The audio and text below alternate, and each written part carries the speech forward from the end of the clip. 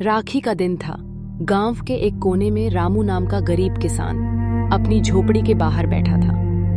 एक थाली में मिठाई, राखी और एक पुरानी चिट्ठी रखी थी जो उसकी बहन नैना ने बचपन में लिखी थी। आज तो नैना जरूर आएगी। बचपन में बोली थी ना, भैया चाहे कुछ भी हो राखी बांधने जरूर आऊंगी।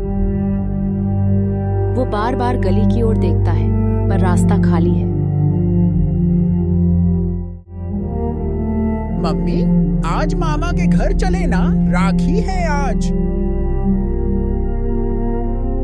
तू वहाँ क्या करेगा? वो घर नहीं, झोंपड़ी है। ना बाथरूम है ना कूलर। मेरा मेकअप वहाँ पिघल जाएगा।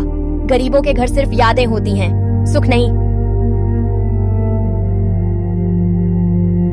पर मामा इंतजार कर रहे होंगे।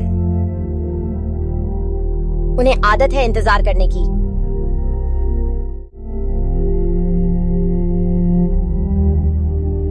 नैना नहीं आई, कोई बात नहीं, शायद रास्ता लंबा था, शायद अगले साल आएगी। वो थाली को देखकर हल्की मुस्कान देता है, मगर उसकी आंखें सब बयां कर जाती हैं।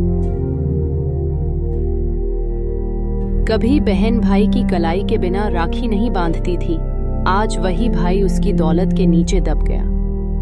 रिश्ते जब दिखावे में बदल जाएं, तो सिर्फ राखी नहीं टूटती, टूट जाता है एक भाई का इंतजार, हमेशा के लिए।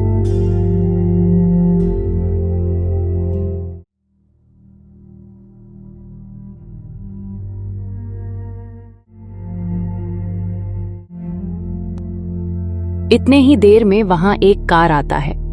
मोहित पीछे मुड़कर देखता है तो उसके फुआ खड़ी थी। घर आते हैं। पूजा सीढ़ी से छत पर जा। भाभी आओ ना, मैं आई हूँ। आप इतना आने में रात क्यों करते हैं? और सवेरे आते राखी बांधने का समय था 10:30।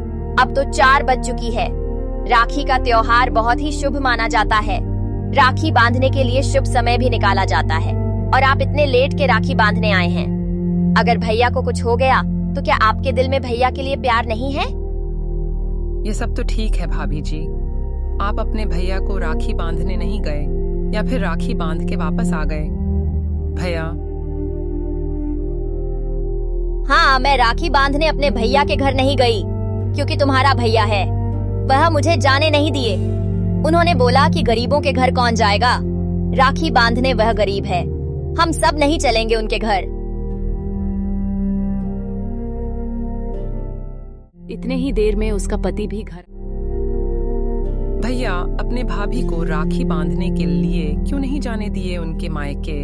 यहाँ भैया, भाई और बहन की रिश्ता में कभी भी अमीर और गरीब की दरार नहीं लानी चाहिए। वह मानते हैं कि गरीब है, लेकिन वह भी एक भाई। अब रामू जा रहा है अपने मौत के पास।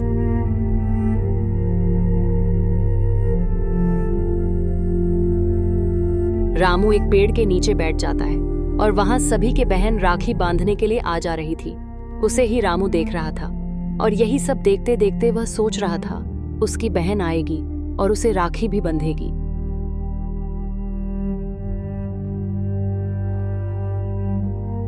यह सब सोचते सोचते रामू को जोर से चक्कर आता है।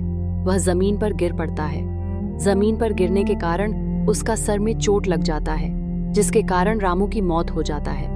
गांव के कुछ बड़े बुजुर्ग रामू की अंतिम संस्कार करने के लिए वहां दाखिल होते हैं।